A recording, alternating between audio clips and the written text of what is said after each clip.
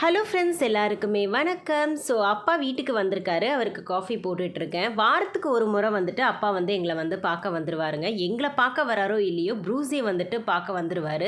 அவருக்கு ப்ரூஸினா ரொம்ப பிடிக்கும். அதே மாதிரி ப்ரூஸிக்கும் வந்து தாத்தானா ரொம்ப பிடிக்கும். எப்படி கொஞ்சிட்டு இருக்கான் பாருங்கள். தாத்தா வந்துட்டாராம், அதை வந்து எங்ககிட்ட சொல்லிகிட்டு இருக்கான். ஸோ அப்பா வந்துட்டு எப்போவுமே வந்து ஒரு 10 நிமிஷம் 15 நிமிஷம் உடம்பை நீவி கொடுத்துட்ருப்பாரு. இது வந்து அவனுக்கு பழக்கமாயிடுச்சு.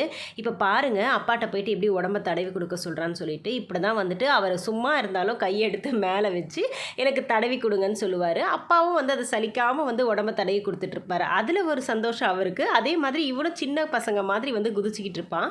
எல்லாருக்கிட்டையுமே ஒட்ட மாட்டாங்க. எங்கள் ஃபேமிலி மெம்பர்ஸ்லேயே குறிப்பிட்ட சில பேர்கிட்ட தான் இவ்வளோ கொஞ்சுவான். அப்பா கொஞ்ச நேரம் டைம் ஸ்பெண்ட் பண்ணிவிட்டு கிளம்பிட்டாருங்க. இங்கே பார்த்தீங்களா தூக்கத்தை எப்படி தூங்குறான் பாருங்கள். இவனை யாருமே டிஸ்டர்ப் பண்ண மாட்டோம். மொபைல் வந்து இவன் பக்கத்தில் உட்காந்து பேசக்கூடாது, டிவி போடக்கூடாது, அந்த மாதிரிலாம் பண்ணோம்னா ரொம்ப கோவம் வரும். ஸோ ஆர்த்தி சொல்லுவா, யாருமா இவன் இப்படி தூங்குறான், நமக்கெல்லாம் எந்திரிச்சா எவ்வளோ வேலை இருக்குது, காலையிலேருந்து சாயந்தரம் வரைக்கும் இதே பொசிஷனில் இருப்பாங்க, அப்படி தூங்குவான் இவன்.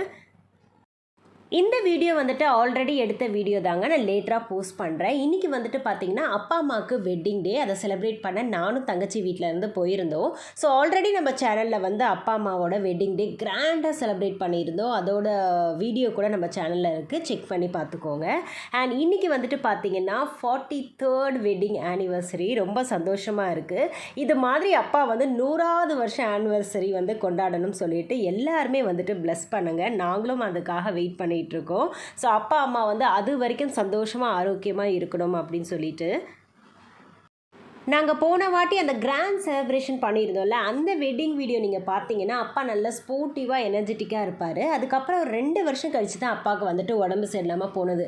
அதை நினச்சி அடிக்கடி வந்துட்டு ஃபீல் பண்ணுவார். இதெல்லாம் மறக்கிறதுக்காக தான் இந்த குட்டி குட்டி செலிப்ரேஷன் கூட நாங்கள் மிஸ் பண்ணாமல் அப்பாவை வந்து என்கேஜிங்காக வச்சுக்கிறது. இந்த நேரத்தில் அப்பா ரொம்ப மிஸ் பண்ணது ஆர்த்தியை மட்டும்தான். அவள் வீடியோ காலில் தான் இருந்தாலும் அப்பா சொல்லிகிட்டே இருந்தார், இந்த மாதிரி ஆர்த்தி இருந்தது தான் நல்லா இருந்திருக்கும் அப்படின்னு சொல்லிட்டு. ஆர்த்தினா அவருக்கு ரொம்ப பிடிக்கும். அதே மாதிரி அவருக்கு வந்து தாத்தானா ரொம்ப பிடிக்கும்.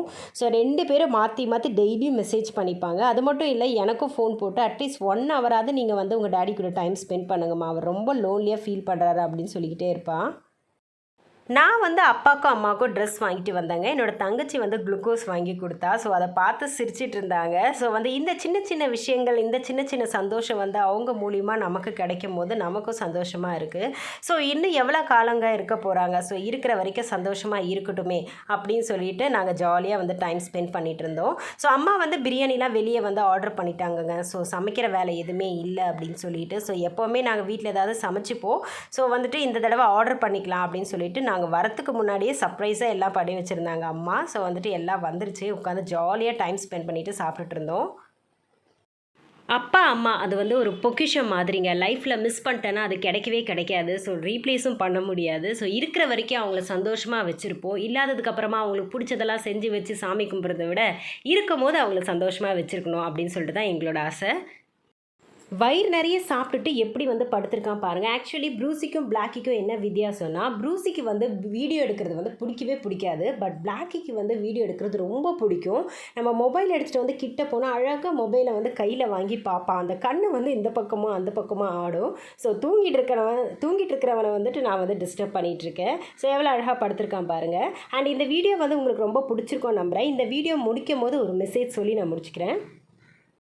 லைஃப்பில் நான் ஃபாலோ பண்ணுற 2 விஷயங்கள் வந்துட்டு உங்ககிட்ட ஷேர் பண்ணிக்கிறேங்க. ஆக்சுவலி நான் முன்னாடிலாம் அப்படி இருந்தேன்னா கிடையாது. லைஃப்பில் வந்து சில தோல்வி, ஏமாற்றங்கள், நம்பிக்கை துரோகங்கள்லாம் வந்து நமக்கு நிறைய பாடம் கற்றுக் கொடுத்துருச்சு. அதனால் வந்து சிம்பிளாக சொல்கிறேன், உங்களை பிடிச்சவங்கள நேசிங்க, உங்களை வேண்டான்னு சொல்கிறவங்கள திரும்பி கூட பார்க்காதீங்க. ஓகேவா? பாய்.